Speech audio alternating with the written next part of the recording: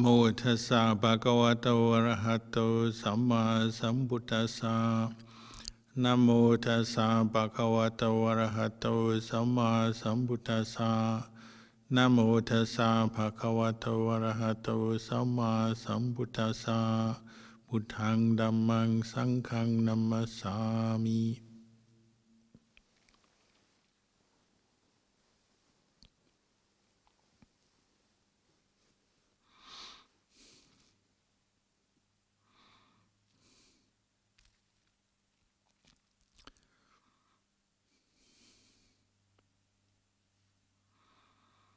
So blessings, good evening to you all.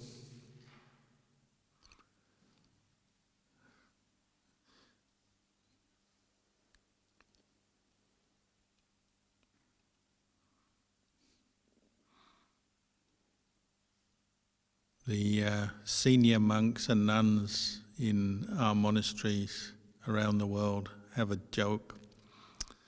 It comes from Luang Por Chah, our teacher. He once compared the job of being senior monk or teacher to being like a rubbish bin. Because you receive the views and opinions and the moods and all the stress and suffering from all the students and visitors to the monastery or place you live. You tend to be the one who receives it all, like a rubbish bin, all of people's rubbish and junk. So we use this reflection sometimes to see the humorous side of dealing with suffering, whether it's our own suffering or other people's.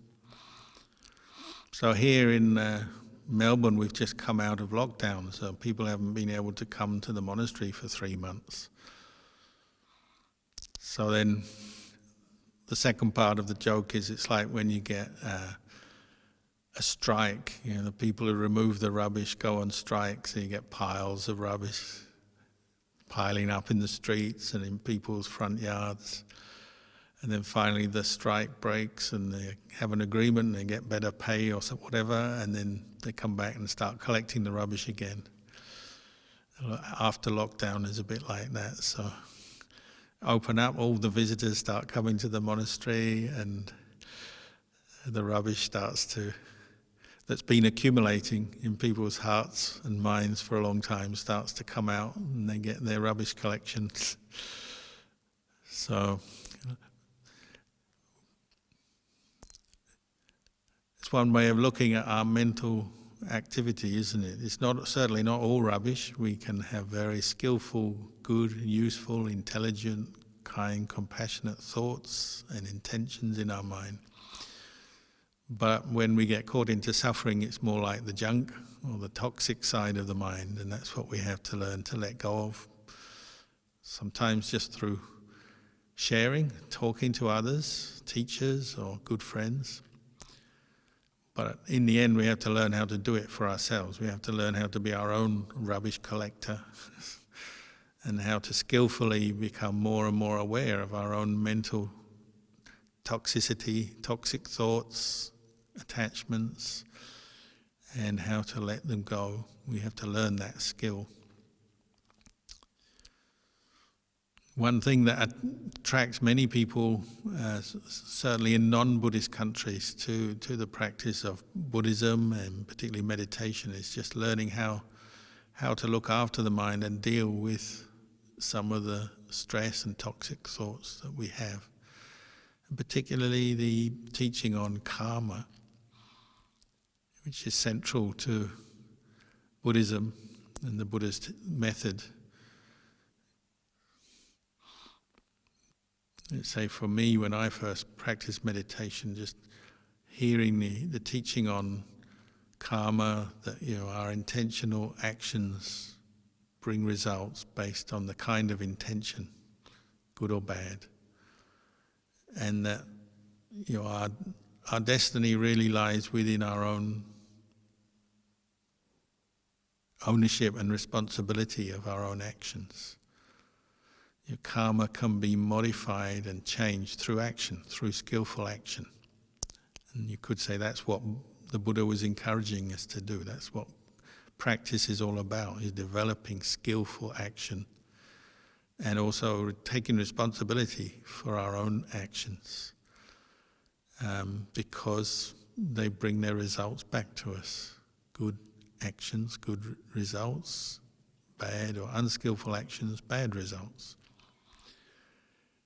And for me, when I first became interested in Buddhism, that was such a powerful teaching, because I realized I'd been living before that with a lot of doubt, uncertainty about life and how on earth to experience happiness and where happiness and success and goodness comes from. We have a lot of different theories and teachings in the world, and so we often attribute things to just random, good fortune and bad fortune, just random. Or traditionally many people attribute things all to God or the gods. But I found the teaching on karma liberating, and even the sense of, even though you take responsibility for your actions, reflecting on it more deeply, also to see that this also leads on to the teaching on not self.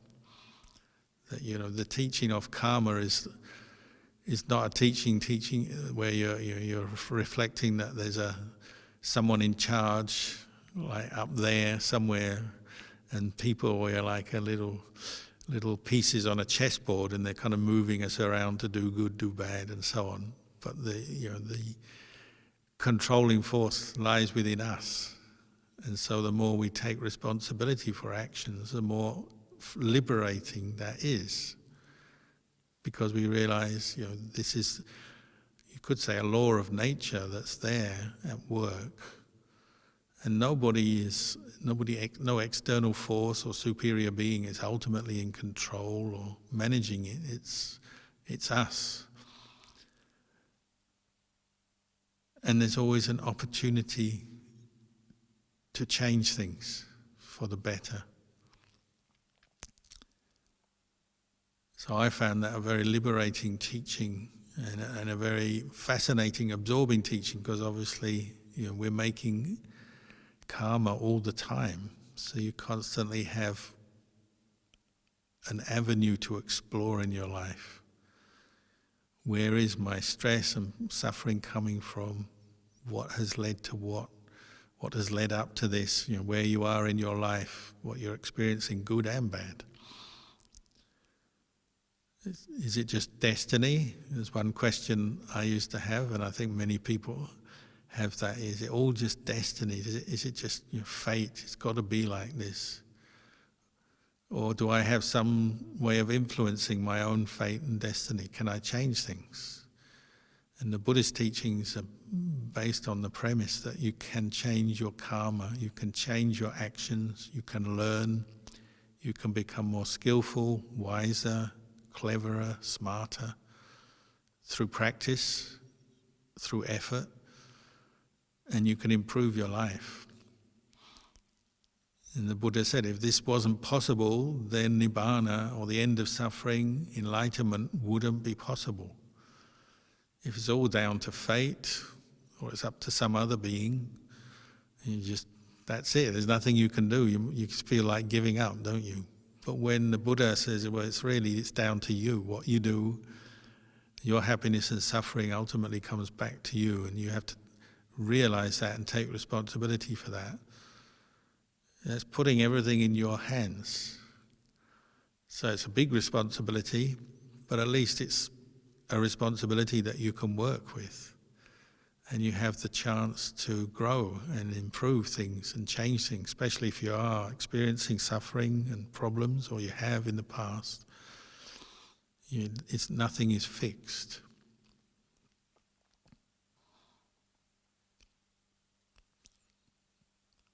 One other thing the Buddha taught about karma is that, how does karma manifest? Well, it manifests as the sights we see, the sounds we hear, the smells we smell, the tastes we taste, the experience we have with this body, touch, and then the mental objects that arise in our mind. These are all karmically generated, and this is how karma manifests for us from moment to moment through our day. And again, on the deepest level, there's no person organizing that. On the conventional level, we always say, "Oh, it's because of me or them." This person did something good for me, made me feel good. This person did something bad to me, made me angry or sad. That's a conventional or superficial way of looking at things. But as you investigate and examine karma, cause and result, more deeply, you go beyond the superficial. And again, it takes you to this place where you're seeing things more as causes and conditions arising and passing away, bringing their results. And you're seeing your role in that. So you're constantly, to reflect on this, you're constantly moving from the conventional reality to the ultimate reality, aren't you? On one hand, you have to talk about a person making karma, receiving karma. It's just a useful way of talking and thinking. But then as you start examining more closely, and particularly if you learn meditation, start practicing and developing mindfulness, and then investigation of the truth, you're going beyond that conventional sense of self, and you're seeing, there are sight, sound, taste, smell, touch, and thoughts arising all the time as a result, the fruits of past karmic actions. So when we feel pleasure, for example, whatever way it's stimulated, pleasant sights, sounds, pleasant feelings in your body, this is the result of past actions. Maybe just the immediate past. You taste something that tastes good for you, whether it's a food or drink. The fact that you can take that bit of food or have that bit of drink, and the pleasure you get, that's your good karma. And it's coming from being in a position where you can do that, so you have enough means to obtain the good food, the good tasting drink, whatever. So of course it's not one single black and white kind of this leads to that. There's a whole range of factors, aren't there, in terms of karma coming up all the time in our life. It's affected internally by our state of mind, by our physical body. It's affected by other people, the environment, a whole multitude of different causes and conditions, different factors. So sometimes it's useful just to talk about simple black and white, good karma, good result, bad karma, bad result. Sometimes that's not sufficient, and you have to look a bit wider and look at more at the different factors, how that affect our karma. The basic premise remains the same, actions lead to results. And we have to be responsible for that. We have to bear with the results of our actions. But there's also many, many factors involved as well. So the Buddha said, if you just try and work out karma all the time by sort of thinking, I did this in the past, now how is it going to come up? When's it going to come up? And you're trying to work out the intricate workings of karma, whether it's your karma or someone you know's karma or your friend's karma or your enemy's karma, when and how is it all going to come up? When are they going to get their just desserts? When am I going to get my revenge? Or when are they going to get that success they really deserve in their life for the people we love? You can't do it. It's very difficult, impossible. And the Buddha said your head would shatter and explode into 1,000 pieces trying to work out the workings of karma. So it's not something to speculate on, because speculation doesn't bring the mind, doesn't resolve our problems and bring the mind to peace and insight. It tends to just spin the mind out. It's not useful. But it doesn't mean to say we can't still use the concept and idea of karma to teach ourselves, to become more careful, more heedful with our actions.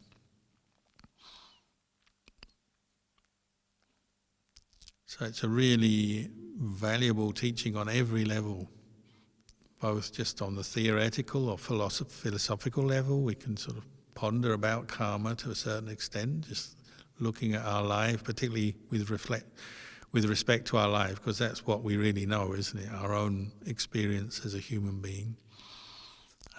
To some extent, we can learn about karma, reflect on it, theorize on it by looking at others.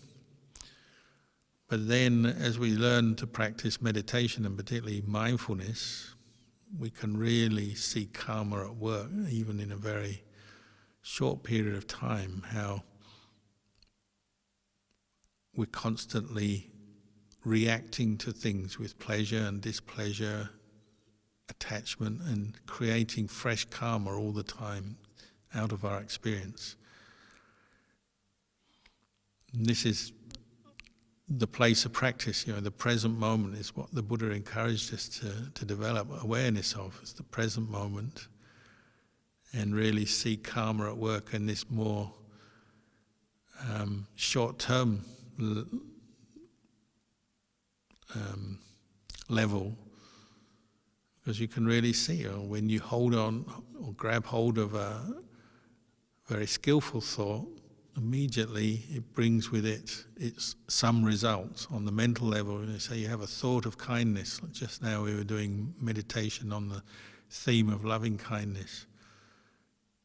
Bringing up that thought, a very wholesome thought, immediately brings some good karmic result with it, doesn't it? You start to relax, feel good energy flowing physically and mentally, maybe, within just a few moments of establishing your mind in the thought of kindness.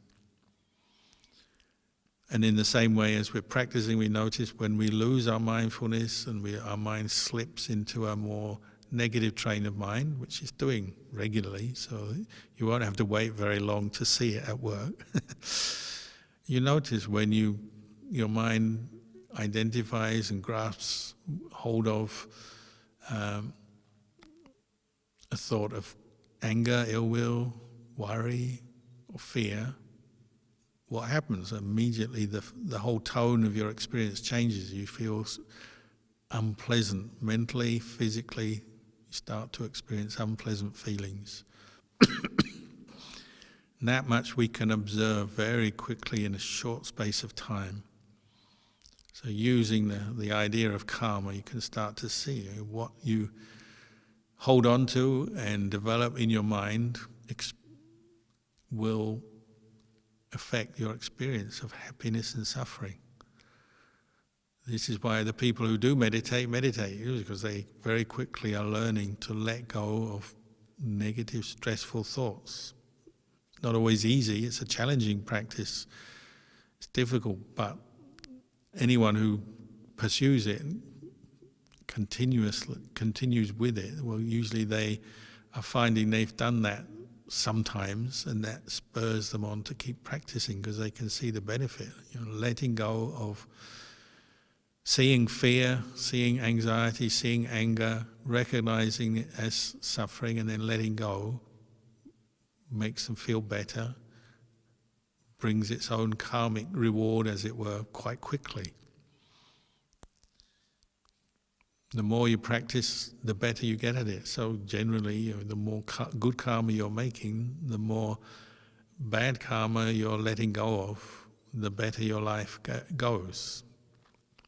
This is something you can repeatedly prove to yourself over and over again through the practice. So then you have less doubts and confusion about it. Even when you know you've still got the causes for much bad karma left within your heart, within your consciousness, you may still have many attachments, and you still have anger, greed, jealousy, worry.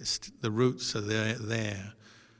But as you practice more, understanding karma at work, you can see there's a way out of it.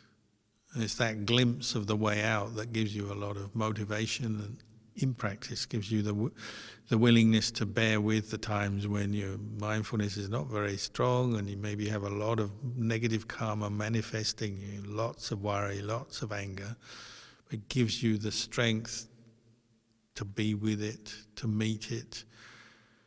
It also gives you kind of courage, because in practice we say, every time you notice an angry thought, angry emotional state, and you realize this is something to be abandoned, however reasonable it may be, because there's something that has made you angry and you feel like you should be angry, but when you realize you're actually suffering by holding on to it and you let go, that also makes your mind a little bolder, braver.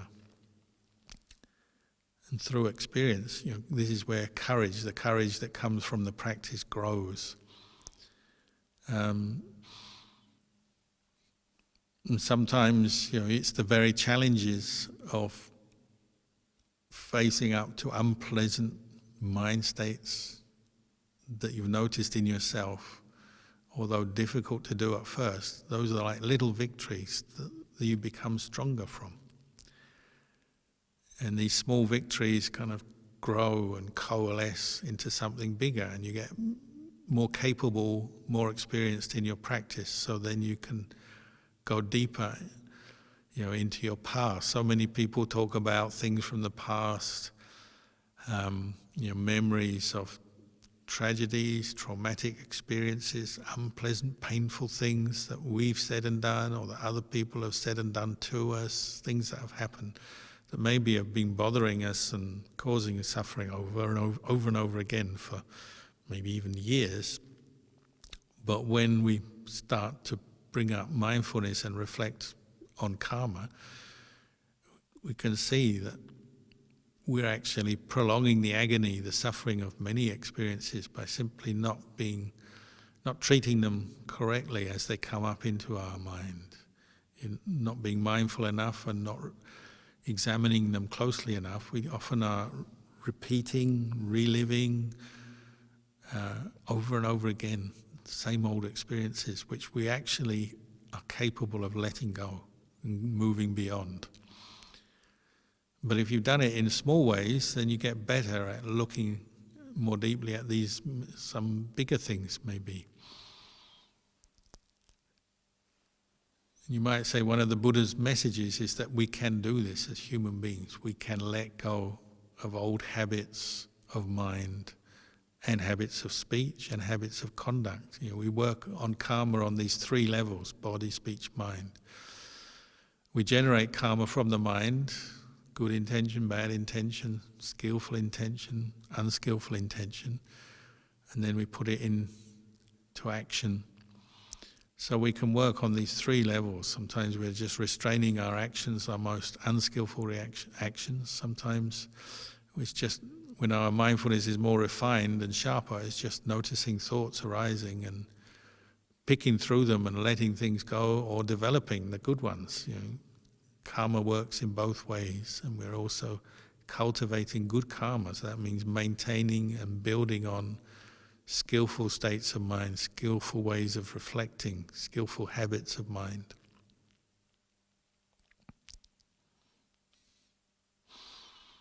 Today some people were talking about Halloween, which is not so much Asian thing from the Buddhist countries. They don't need it because in Asia, Buddhist countries, they've already got all kinds of beliefs in ghosts, and we have merit-making ceremonies for the dead, and it's already, you don't need Halloween. But in the West, it's maybe,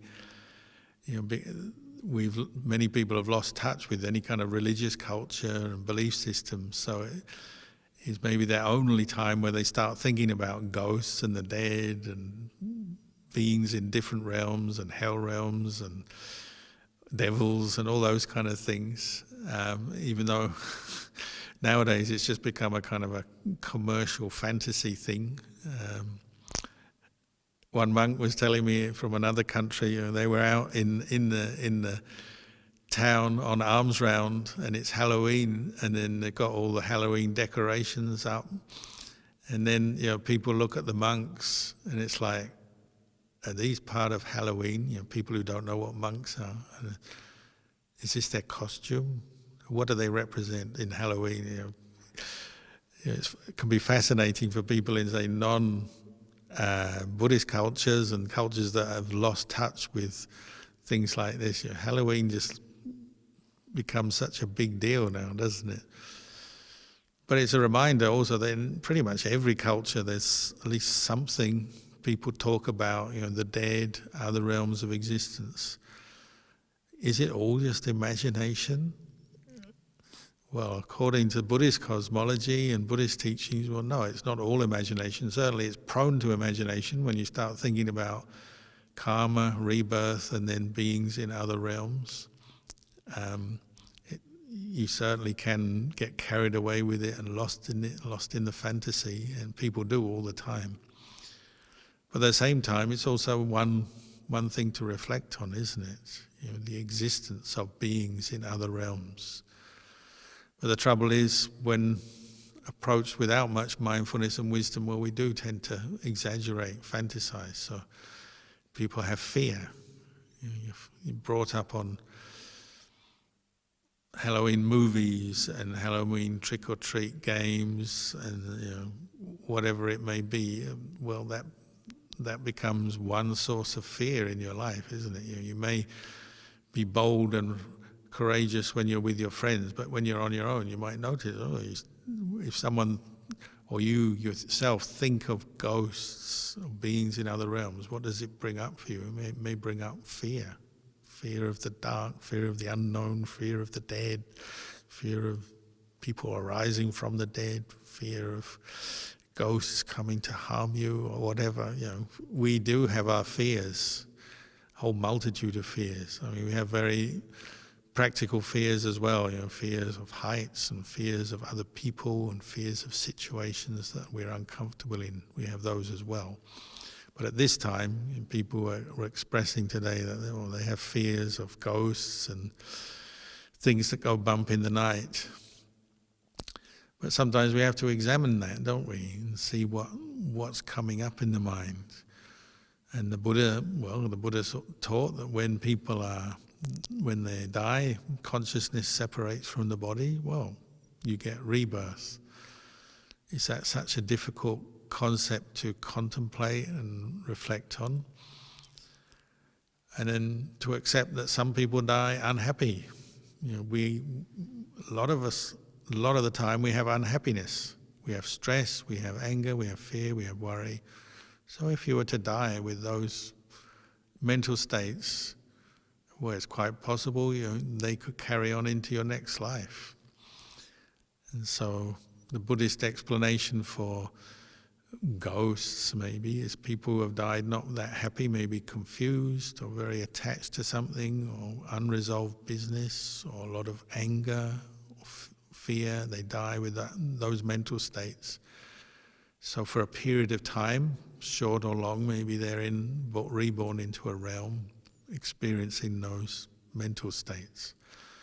And similarly, people who die with very peaceful states of mind, with a mind of generosity, kindness, mindfulness, good understanding of karma maybe, and they've learned to free their mind from the more negative mind states, well, they may die and they may be reborn in a rather good place, what we call a heaven realm.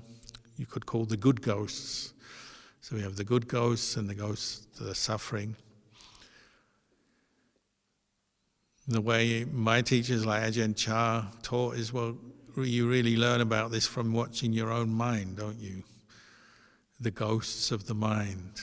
We have 3 ghosts in the mind: greed, anger, delusion. And we have the devas, or the angels of the mind, the thoughts that are rooted in virtue, virtuous conduct, the thought to not harm, not steal, not commit acts of sexual violence or sexual misconduct, the thought to tell the truth, not lie, the thought to stay sober, not get drunk. These are the angels of the mind. And the thought of kindness, compassion, joy, sympathetic joy. These are all some of the angels of the mind, but they all arise in the mind, don't they, as intention.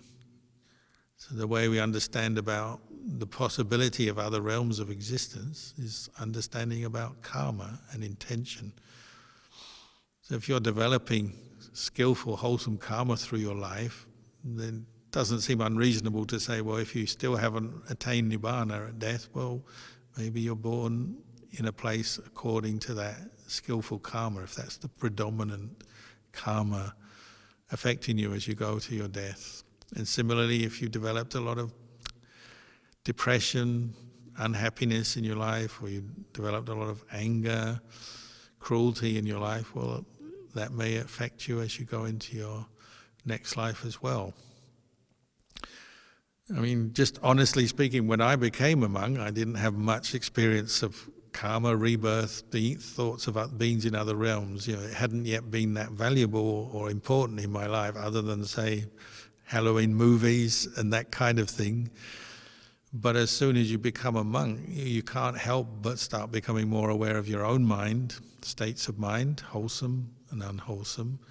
And then, of course, you're talking to other monks, nuns, and lay people who are expressing their own experiences.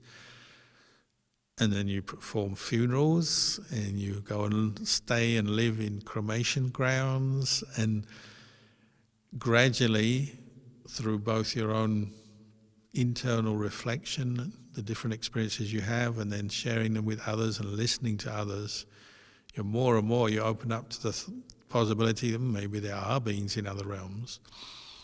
But at the very same time, you also develop caution, because you know how easily human beings fool themselves and trick themselves and delude themselves through their imagination, believing things to be true that are not true, believing things to be there that are not there, filling in the spaces with their own imagination. We do that all the time, and you see that in your own mind, and you see that in the mind of others as well. So on the one hand, you're opening up to the possibility of karma, rebirth, beings in other realms, good and bad, but then you're also opening up to the possibility of how much is not true, how much is imagination, how much is fantasy as well.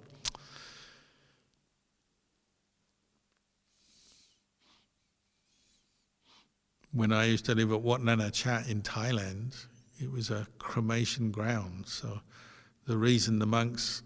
one of the reasons why the monks were allowed to live there by the local villages is because they didn't want to be there. It was an damn old forest.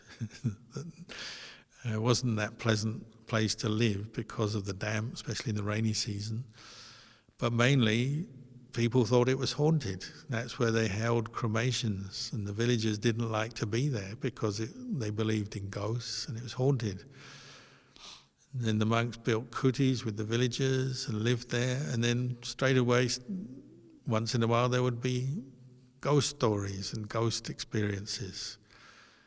And you could always say, well, maybe it is, maybe it isn't, maybe it's imagination. But over time, there's been many stories and experiences people have, direct experience, indirect, other people telling. One of the values of that is where it makes you start to think about karma and rebirth and the power of karma, the power of intention, and how it affects your mind, not just in the short term, but maybe in the long term. So in the early days, there was one hut, we call them a kuti, little wooden hut, very simple little wooden huts in the forest. And it was in the darkest, dampest part of the forest. And monks staying in there, novice monks staying in there started to think this hut is maybe haunted. They started to see things, hear things. Anybody who's meditated may occasionally have a vision in their meditation. Some people have a lot of visions, some just occasionally. So some monks started to have visions of ghosts, beings who looked very unhappy and maybe were kind of in the traditional way, wailing or screaming or being a bit aggressive. Eventually one novice monk felt he was thrown off the veranda of the kuti by some being, some energy force literally pushed him right off the kuti. That was the kind of final straw for the community. So they pulled, first of all, they made the kuti into a non-living kuti, and they kept it as a store kuti and stored tools and paraffin and things there. Eventually they just pulled it down. It was an eyesore and it didn't seem to have very good feeling around it, and then there were all these stories, so they pulled it down. Another kuti in the monastery, there was one where they felt there was some being associated with it, and people would be woken up from their sleep by something pulling their leg. So it became the haunted kuti where you got your leg pulled if you slept too long, especially in the middle of the day. You had a afternoon nap and you overslept, and you'd wake up with something pulling your foot.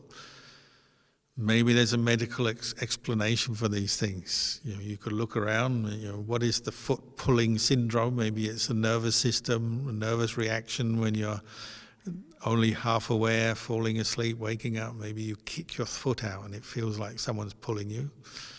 But when it happens over and over again to monks and even nuns, well, maybe there is something to it. So you live in a monastery like Wat Nana Chat, a cremation ground. You're surrounded by ghost stories, deva stories. The paranormal becomes normal. Lots of people have their stories and they bring their stories to the monks. After a while, you just shrug it off. You say, maybe, maybe not. You don't make a big deal out of it. It doesn't feed your imagination. It doesn't feed fantasy. You just note it. Another event has happened, something happened to somebody, and it becomes a focus for contemplation and then just letting go, because making a big deal out of the presence of ghosts or denying ghosts can exist, being totally materialistic, oh no, when you die that's the end of it. In the end, it's what it's doing to your mind in the present moment is the important thing. A lot of our fears are just created by the mind, isn't it? We create fears of the unknown, say, of ghosts, good and bad ghosts. We have stories, we have movies. As you practice more mindfulness, you realize they're not that important. More important is your own state of mind from moment to moment through your life. That's where you can really make good karma. Sure, there may be ghosts, but maybe not. It doesn't really matter, does it? One time I was staying at Ajahn Anand's monastery, and many years ago, like 20, 25 years ago, and one night, in the middle of the night, I went to bed about 11 o'clock, I'd been meditating, so I lay down to sleep, and that monastery is quite hot, so I didn't even have a sheet over me. I lay down on my simple mat to sleep. About midnight, I was woken up by this feeling, something digging into the side of my ribs, sort of under the ribs, just the kind of spot you would poke if you really wanted to wake someone up, that uncomfortable spot under your ribs. It was like someone was just poking that all the time. They'd put their finger on the button and they hadn't taken it off. So I was woken from my deep sleep by this feeling. And it stopped when I woke up. So then I put on my torch, looked around, couldn't see anything. I thought, that was strange. I've never had anyone poke me like that in the middle of the night, and there's no one here. I was in my room, in a kuti in the forest. So I thought, okay, that was that. And I lay down to go back to sleep again. Before I'd fallen asleep, exactly the same feeling had happened. It's like someone was just poking me in the ribs, but I was awake, so I knew there was no one physically in the room. So what was going on? They're poking me in the ribs. My reaction was, there must be something up. If I've been poked in the ribs twice, there must be something happening. Didn't know what, but I just sort of trusted in my own intuition. There must be something. So I got my torch and I just got up and I determined to look a bit more carefully what's going on around me. And I got to the window, and in the window there was a huge banded crate, the most poisonous snake in Thailand, huge one, had been coiling up in the windowsill trying to get in. Luckily, Ajahn Kalyano, out of his compassion, had put mosquito screens on the windows of the kutis by then. In the early days there weren't any, but by then there were. But these mosquito screens are quite flimsy, and this snake was kind of trying to push its head between the mosquito screen and the wooden window frame to get in. I assume it's just looking for food, mice or frogs, the kind of things they eat. But it's a very small little hut, so if it had come in with me in the dark, it could have been big trouble for me. So I spent a little while gently persuading it to change direction and head back down the stairs and go back into the jungle, which it obliged after a while. But I had to be very gentle because it's huge, very poisonous snake. But I always thought, now what's that poking in the ribs? It was just as if I had a friend there saying, hey, wake up, you got this problem. But maybe it was just a nervous reaction. Maybe it was just some physical ailment. I don't know, but it seemed pretty obvious to me there was something there telling me to wake up and be careful. That was certainly the thought came to mind. And I think pretty much every monk I know has had those kind of experiences, whether it's a vision, a feeling, a sound, a smell, and many lay people as well.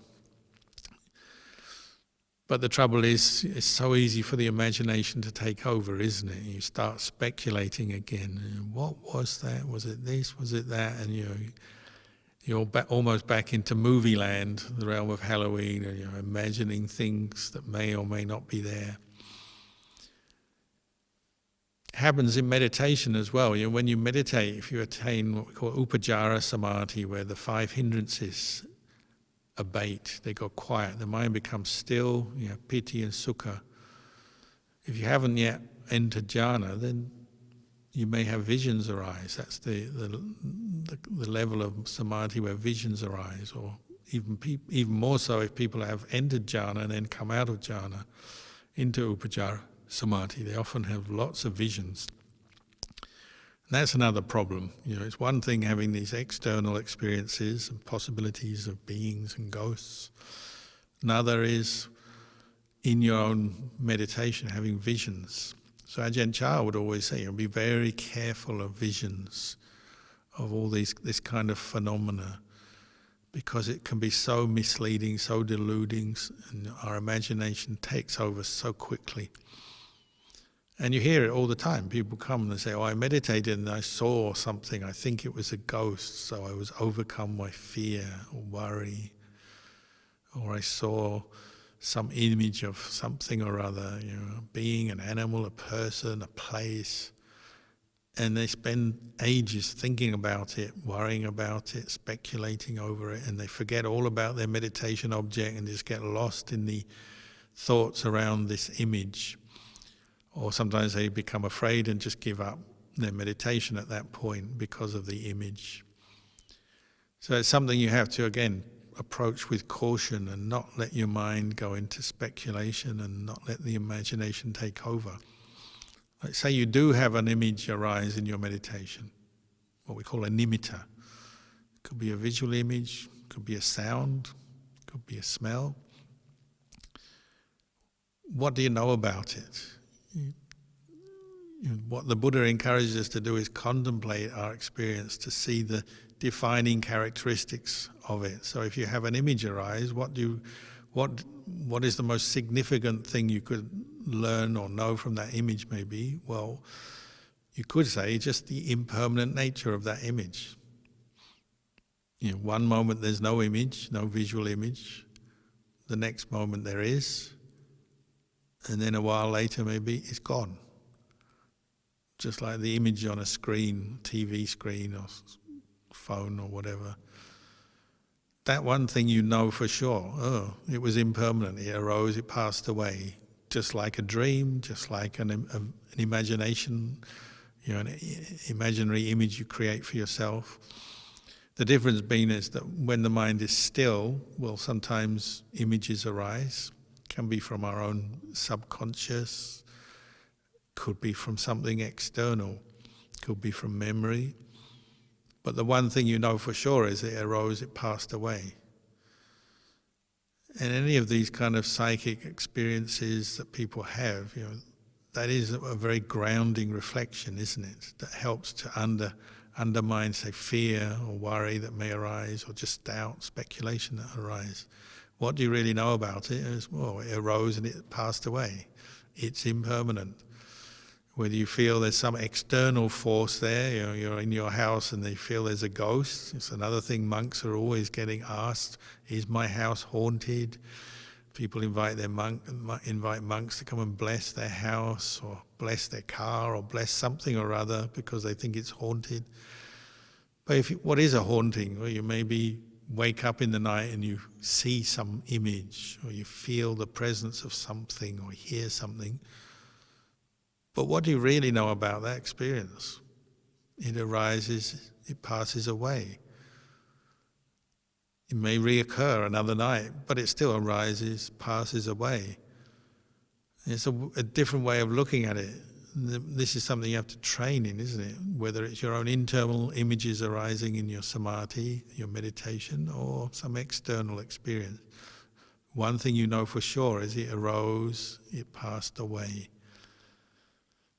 What arises and passes away is nothing fixed, lasting, nothing you really have to be afraid of, because it's just an experience that arose, passed away. And this is how we practice with these things, whether it's an internal image arises when you're quiet in meditation, and you see this face, and you might start thinking, is that a ghost, a deva, what is it? Some external being.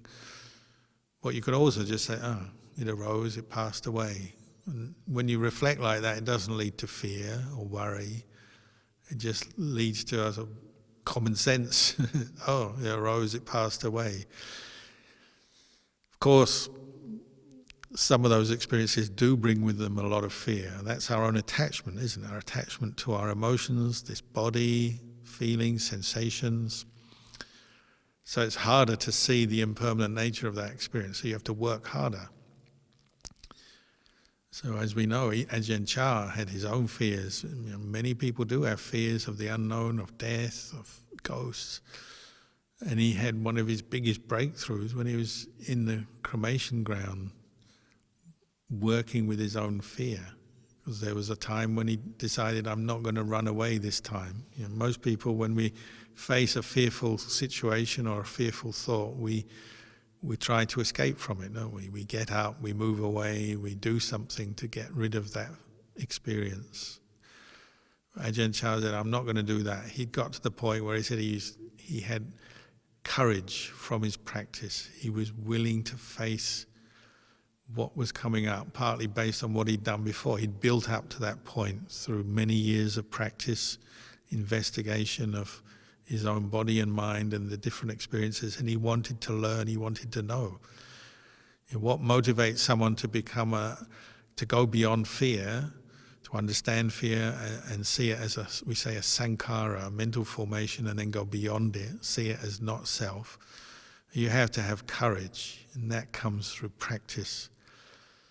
So he had that interest, willingness to learn, the courage, and he said, I'm just going to sit here with it. And he had all kinds of physical and mental fear arise. One fateful night, you can read it in the biography if you want.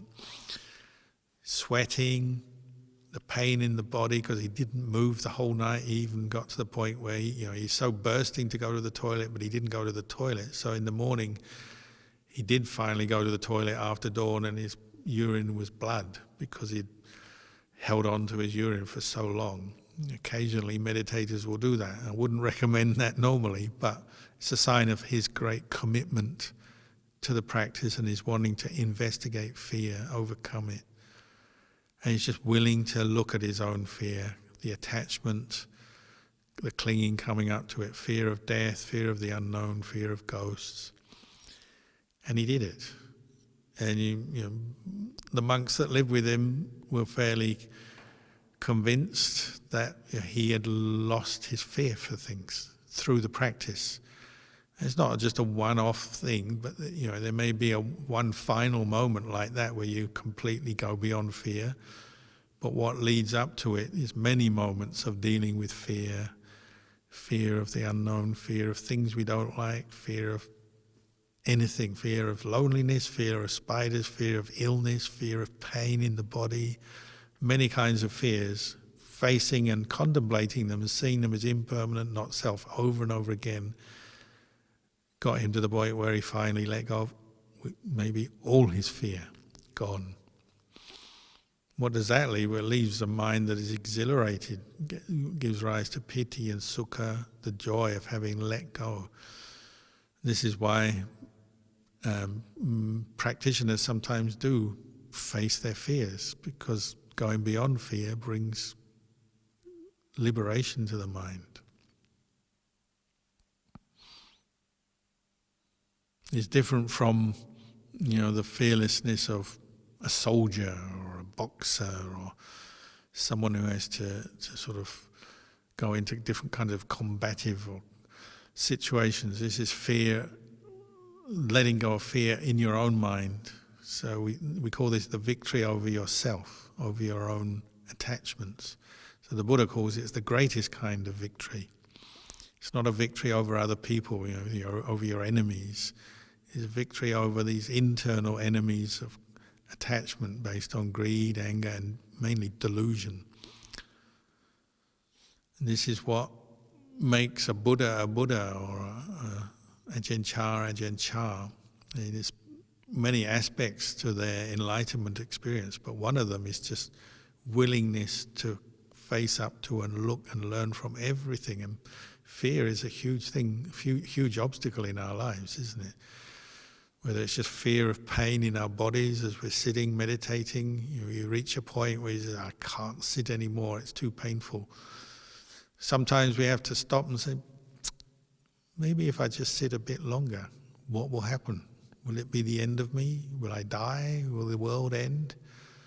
And many people get their breakthroughs and learn, have great insight arising when they just go a bit further than they would like to, sit a bit longer, and they realize maybe those painful feelings can arise and cease. They may arise again, but then they cease again, and they understand more deeply the impermanent nature of physical pain, maybe associated with the body, or sometimes it's mental pain associated with difficult situations that make us nervous, uncomfortable. Facing them with mindfulness and trying to learn and see where the attachment is and go through it, but just being willing to work with it and go through it. And a lot of our practice is being willing to be with things that make us uncomfortable, painful, afraid, and going through.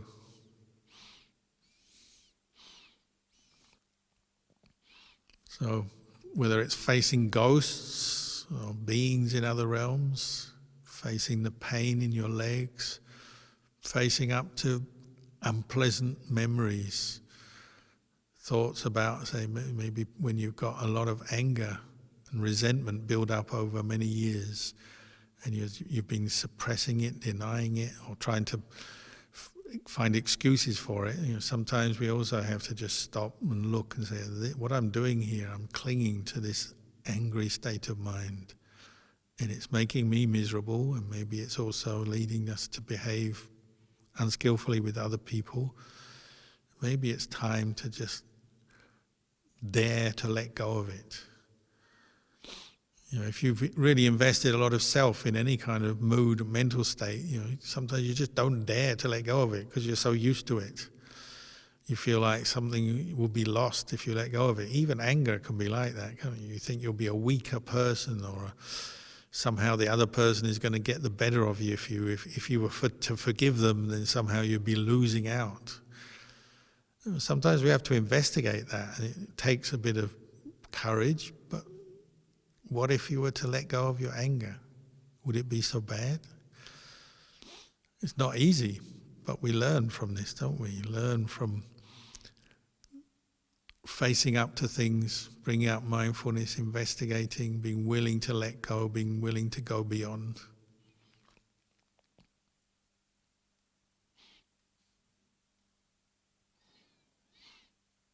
And maybe that's something we can learn tonight. If you are in any way affected by Halloween, or your family members are, maybe it's a time to think about both karma and rebirth. What leads to rebirth? What kind of karma are you making through your life? What kind of rebirth are you heading towards? But also fear of death, fear of the unknown, fear of ghosts, whatever. It's something we have to face and learn from. So maybe I'll leave you with those reflections tonight.